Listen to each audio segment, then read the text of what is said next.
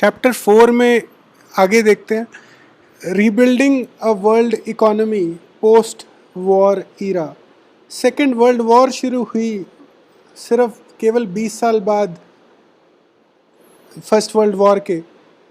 इसके अंदर जो ताकतें थी, पावर्स थी, वो एक्सिस पावर थी, जिसके अंदर जर्मनी, नाज़ी जर्मनी हिटलर के अंदर, जापान और इटली एक तरफ, जो एलाइज थे उसमें ब्रिटेन, फ्रांस, सोवियत यूनियन और यूएसए दूसरी तरफ।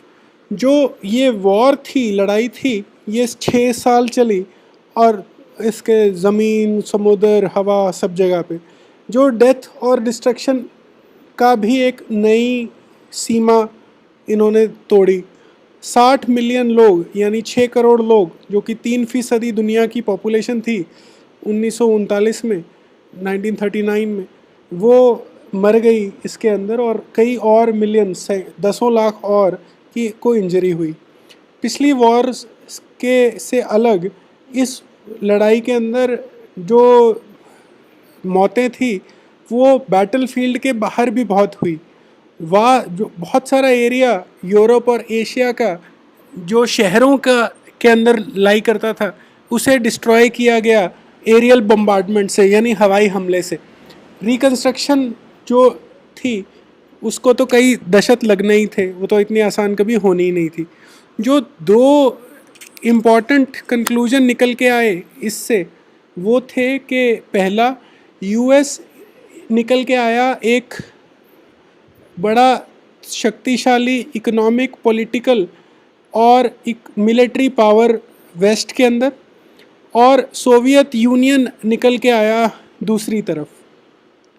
सोवियत यूनियन ने बहुत सैक्रिफाइसेस किए थे, बहुत मेहनत के साथ नाज़ी जर्मनी को हराया था, और इसी दौरान अपने आप को एक पिछड़ी, बैकवर्ड एग्रीकल्चर कंट्री से तब्दील करके अपने आप को एक वर्ल्ड पावर के रूप में निकाला था, जब दुनिया बाकी की ग्रेट डिप्रेशन से जूझ रही थी तब। Post war settlement and Brayton would institutions. Brayton would के अंदर 2 इंस्टीट्यूशंस बनी थी, ट्विंस, एक IMF इंडियन मॉनेटरी फंड और एक वर्ल्ड बैंक। इसको हम आगे पढ़ते हैं।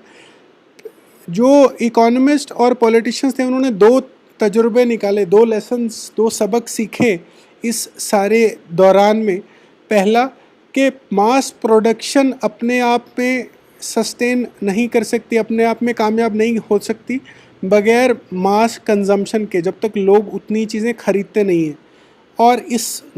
और मास कंजम्पशन नहीं हो सकती जब तक हाई, ऊंची, स्टेबल इनकम्स, बगैर मतलब आज 100 रुपये कल कमाए, कल 10 रुपये कमाए, ऐसा नहीं होना चाहिए। और इनकम्स अपने आप में स्टेबल नहीं हो सकती जब तक एम्प्लॉयमेंट अनस्टेबल है। तो फुल एम्प्लॉयमेंट की ज़रूरत नज़र में आई, सामने आई। मार्केट अपने आप में यानी फ्री मार्केट, बगैर सरकार की इंटरवेंशन के फुल एम्प्लॉयमेंट गारंटी नहीं हो सकती थी। तो सरकारों को स्टेप इन करना था अंदर जाके, और ख़ुद इंश्योर करना था कि कीमतों की फ्लक्चुएशन या उतार चढ़ाव कम से कम हो, आउटपुट और एम्प्लॉयमेंट का भी उतार चढ़ाव कम से कम हो। इकोनॉमिक स्थिरता, स्टेबिलिटी जो थी वो गवर्नमेंट इंटरवेंशन या गवर्नमेंट के हस्तक्षेप के बगैर में नहीं हो पाती। इंटरवेंशन, सॉरी अगर मेरी हिंदी थोड़ी ख़राब है तो। द सेकेंड लेसन जो था वो था कि एक कंट्री के इकोनॉमिक लिंक्स जो बाहरी दुनिया के साथ थे उसके बारे में था। सरकारें जो के पास पावर होनी चाहिए थी कंट्रोल करने की गुड्स और कैपिटल और लेबर के फ़्लो को, कि उनके अंदर कौन से किस कीमत पे चीज़ें निर्यात हों, क्या उनका कैपिटल या उनके देश का जो पैसा है वो कहीं बाहर जाए, और किस रेट पे लोग अंदर आपके देश में आए काम करने के लिए, वगैरह वगैरह। इस सब के लिए एक फ्रेमवर्क बनाया जो United Nations monetary and financial conference जुलाई 1944 के अंदर हुई, ब्रेटन वुड USA के अंदर। ब्रेटन वुड कॉन्फ्रेंस में एस्टेब्लिश किया इंटरनेशनल मॉनेटरी फंड यानी IMF, जो अपने मेंबर्स आईएमएफ के मेंबर्स के एक्सटर्नल सरप्लस और डेफिसिट्स के लिए को डील करने में उनकी मदद करता। एक्सटर्नल सरप्लस मतलब कि अगर उनके ट्रेड सरप्लस है, फाइनेंशियल लोन्स उन्होंने बाहर से पैसा उनका आना है, डेफिसिट यानी उनको बाहर उन्होंने निर्यात यानी इंपोर्ट ज़्यादा कर लिया और एक्सपोर्ट अगर उनका कम रह गया तो। इसी के अलावा दूसरा जो इंस्टीट्यूशन बनी वो international bank for reconstruction and development का था, जिसे बाद में वर्ल्ड बैंक के नाम से जाने लगा। ये एक फाइनेंस पोस्ट वॉर रिकंस्ट्रक्शन के लिए उद्देश्य से बना था कि जो भी रिकंस्ट्रक्शन अब देश करेंगे उसको ये फाइनेंस कर सकता है। आईएमएफ और वर्ल्ड बैंक को ब्रिटेन वुड इंस्टीट्यूशंस या ब्रेटन वुड ट्विंस के नाम से जाना जाने लगा। जो आईएमएफ और वर्ल्ड बैंक ने 1947 में अपना काम शुरू किया, वेस्टर्न इंडस्ट्रियल पावर्स के पास इसका सारा कंट्रोल था और यूएस के पास वीटो करने का यानी अकेले किसी भी आइडिया को ब्लॉक करने का हक था।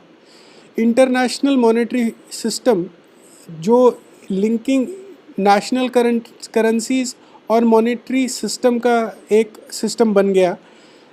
इसके अंदर फिक्स्ड एक्सचेंज रेट थे और डॉलर खुद एक गोल्ड के साथ एक फिक्स्ड प्राइस ऑफ $35 पर आउंस ऑफ गोल्ड के साथ फिक्स हो गया है, जमा हो गया कि जितना गोल्ड है उससे उसके एक आउंस के लिए $35 ही रहेंगे और डॉलर से बाकी सारे इंटरनेशनल करेंसीज को फिक्स कर दिया गया कि $1 में 5 पाउंड आएंगे वगैरह वगैरह। जो अर्ली पोस्ट वॉर ईयर्स थे, जो वॉर के इमीडिएटली बाद में जो साल आए, उसमें एक नया era of growth of trade का ईरा था। वो वर्ल्ड ट्रेड अपने आप में 8% सालाना बढ़ने लगा, 8% एनुअली, पर 1950 से 1970 तक। इनकम्स भी बढ़ी 5% के रेट पे। स्टेबल ग्रोथ स्टेबल थी, कोई ज़्यादा फ्लक्चुएशन भी नहीं थी। अनएम्प्लॉयमेंट कम रही और एवरेज अनएम्प्लॉयमेंट जो थी वो 5% से कम रही एवरेज। इंडिया की आज के दिन में करीब 9-10% अनएम्प्लॉयमेंट है, यूएसए की खुद की 8% के आसपास। तो अनएम्प्लॉयमेंट भी काफ़ी कम थी by even present day standards, आज के स्टैंडर्ड्स के मुताबिक। वर्ल्ड वाइड में टेक्नोलॉजी का और एंटरप्राइज यानी नई तरह के बिजनेसेस का जो पहुंच थी वो बढ़ी। डेवलपिंग कंट्रीज़ भी कोशिश कर रहे थे कि जल्दी से जल्दी वो एडवांस्ड बने, तो उन्होंने निर्यात किया, इंपोर्ट किया इंडस्ट्रियल प्लांट्स और इक्विपमेंट को, मॉडर्न टेक्नोलॉजी को। Decolonisation and independence. Second world जब ख़त्म हुई उस समय large part of the world, दुनिया का अधिकतर हिस्सा यूरोपियन कॉलोनियल कंट्रोल में था, मगर अगले 20 सालों के अंदर ज़्यादातर एशिया और अफ्रीका फ्री हो गया, इंडिपेंडेंट कंट्री बन गया। अब उनकी समस्याएं पॉवर्टी यानी गरीबी थी, कोई रिसोर्सेज ना होना, उनकी इकोनॉमी जो हैंडीकैप्ड थी, जिसने काफ़ी सफ़र किया था long period of colonial rule से, अब उसको अपने आप को उठाना था, अब इम्प्रूव करना था। आईएमएफ और वर्ल्ड बैंक अपने आप में डिज़ाइन किए गए थे फाइनेंशियल और इंडस्ट्रियल कंट्रीज़ के लिए। उन्हें पावर्टी और लैक ऑफ डेवलपमेंट जैसी चैलेंजेस के लिए उन्हें नहीं बनाया गया था। मगर जैसे जल्द ही जापान और यूरोप ने अपने आप को रीबिल्ड कर लिया, दोबारा खड़ा कर लिया, तो आईएमएफ की और वर्ल्ड बैंक की उन्हें उतनी ज़रूरत नहीं रही। जो 1950 के बाद में ब्रेटन वुड इंस्टीट्यूशंस ने अपने ध्यान डेवलपिंग कंट्रीज़ पे बढ़ाया। जो कॉलोनीज़ थी, जो भी डेवलपिंग कंट्रीज़ थे, उनको गाइडेंस की जो ज़रूरत थी इंटरनेशनल एजेंसीज़ की, इससे भी उनकी सारी समस्याएं हल नहीं हुई। और बहुत साल बाद भी डीकोलोनाइजेशन के, इंडिपेंडेंस ग्रहण करने के, वो कॉलोनियल पावर्स के अभी भी कंट्रोल में थे, क्योंकि कॉलोनियल पावर ने बहुत सारे इंटरनेशनल रिसोर्सेज जैसे मिनरल्स पे कब्ज़ा कर रखा था। लार्ज कॉरपोरेशन, बड़ी कॉरपोरेशन और पावरफुल कंट्री जैसे यूएस ने अभी भी राइट्स ले रखे थे जो नेचुरल रिसोर्सेज को यूज़ करने के डेवलपिंग कंट्रीज़ के। तो जो डेवलपिंग कंट्रीज़ अपने खुद के नेचुरल रिसोर्सेज से भी का भी फ़ायदा नहीं उठा पा रहे थे। वेस्टर्न कंट्रीज़ को ज़्यादा फ़ायदा नहीं हुआ, जो वेस्टर्न इकोनॉमीज़ के डेवलपिंग कंट्रीज़ को ज़्यादा फ़ायदा नहीं हुआ वेस्टर्न इकोनॉमीज़ के ग्रोथ से, जो 1950-60 के अंदर हुई। तो उन्होंने खुद को ऑर्गेनाइज़ किया ग्रुप ऑफ 77 या G77 में, जिन्होंने एक नया इकोनॉमिक ऑर्डर का डिमांड रखी, जिससे वो अब अपने खुद के नेचुरल रिसोर्सेज के ऊपर खुद का असली कंट्रोल चाहते थे और fair prices for raw materials internationally. End of Bretton Woods and the beginning of globalisation. तो हालांकि जो ये पीरियड था वो काफ़ी स्टेबल, स्थिरता के साथ और तेज़ गति से रैपिड ग्रोथ का रहा, वो जो पोस्ट वर्ल्ड वॉर ईयर्स थे। लेकिन 1960 में राइजिंग कॉस्ट, कीमतें बढ़ी, ओवरसीज़ इन्वॉल्वमेंट की, जिसने यूएस के फाइनेंसेस करने की क्षमता को कम किया। यूएस डॉलर भी अपने आप में अब उतना कॉन्फिडेंस नहीं रखता था, और इसी के साथ ख़त्म हो गया फिक्स्ड एक्सचेंज रेट, जहाँ सब कुछ फिक्स्ड था कि एक आउंस ऑफ गोल्ड यानी 1 ग्राम गोल्ड के अंदर कितने डॉलर आएंगे और $1 के कौन सी करेंसी कितनी आएगी। ये सारा का सारा सिस्टम बैठ गया, और एक फ्लोटिंग एक्सचेंज रेट यानी जहाँ हर रोज़ नए कीमत पे डॉलर येन को ख़रीद पाएगा और डॉलर पाउंड को ख़रीद पाएगा, वो हर रोज़ फैसला होने लगा। In mid 1970s international financial system भी काफ़ी तरीक़ों में बदल गया। डेवलपिंग कंट्रीज़ जो पहले इंटरनेशनल इंस्टीट्यूशन से पैसा लेते थे, अब उन्हें फोर्स किया गया कि वो वेस्टर्न कमर्शियल बैंक्स और प्राइवेट इंस्टीट्यूशन से पैसा ले। इससे उनके पास एक डेट का क्राइसिस आ गया। डेट यानी लोन का, जो पैसा उन्होंने उधार ले रखा था उसका क्राइसिस आ गया, और इन लोअर, जिससे इनकम्स और लोअर हो गई और पॉवर्टी भी बढ़ गई, ख़ास तौर पे अफ्रीका और लैटिन अमेरिका यानी साउथ अमेरिका के अंदर। इंडस्ट्रियल वर्ल्ड जो खुद भी अनएम्प्लॉयमेंट से हिट हुई थी, पीड़ित थी, वो भी जो 1970 से लेके 1990 अर्ली 1990s तक काफ़ी दिक्कत में रही।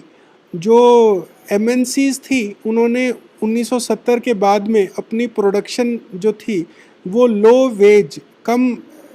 वेज यानी जहाँ कम तनख्वाह देनी पड़ती थी एशियन कंट्रीज़ में, वहाँ शिफ्ट कर ली।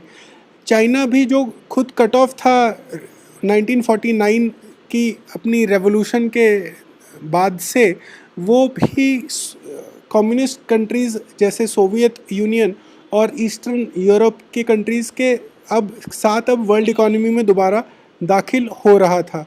जो इन्वेस्टमेंट्स थी फॉरेन कंपनी MNCs की, वो अब कोशिश कर रही थी कि जल्दी से जल्दी दुनिया की मार्केट पे कब्ज़ा किया जाए।